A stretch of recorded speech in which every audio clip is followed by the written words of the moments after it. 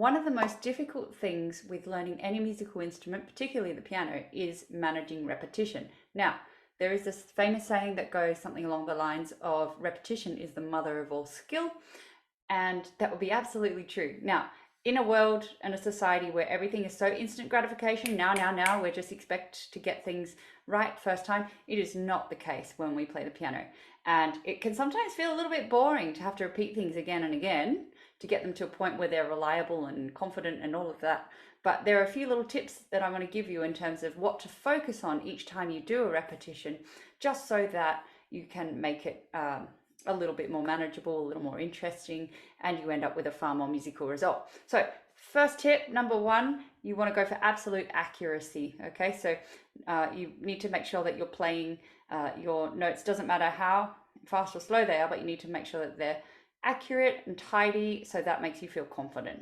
Second thing, can you play them with a sense of ease? Can you play it so that you could do it in your sleep upside down backwards and it doesn't feel like you're struggling and trying to survive, but you're actually mastering that?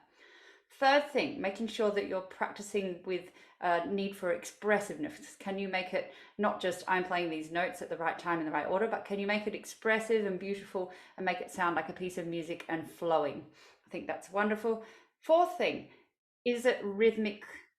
Can you make it so that the rhythm is absolutely bang on and really tidy, so there's no like random speeding up or slowing down?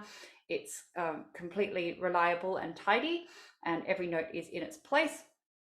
Fifth thing, making sure that you're playing with beautiful tone and nothing's jarring, or depending on whatever kind of sound that you're trying to make for that passage, is it beautiful, is it appropriate for what you're trying to play? Then number six, making sure that you can play with absolute focused attention and keep on tabs of what you're playing. Or can you also, you could be effectively, reading a book or doing something completely different and still maintain it. So you need both a sense of focused attention and diffuse attention where it's kind of out in the ether. And lastly, tip number 7, playing with a positive attitude, playing it and going, I can do all of those first 6 things and I can stay really positive that I'm playing this as beautifully and musically as I can. So every single repetition needs to involve these things. Make sure that you include them as part of your repetition routine, and I'm sure your music will be that much more superb.